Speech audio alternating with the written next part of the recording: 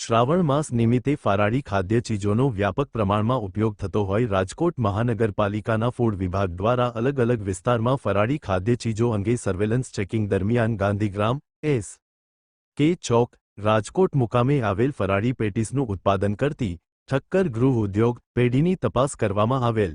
પેઢીની તપાસ દરમિયાન સ્થળ પર પેટીસના ઉત્પાદન માટે ઉપયોગમાં લેવાતું 12 કિલોગ્રામ દાઝિયું તેલ મળી આવતા સ્થળ પર નાશ કરવામાં આવેલ.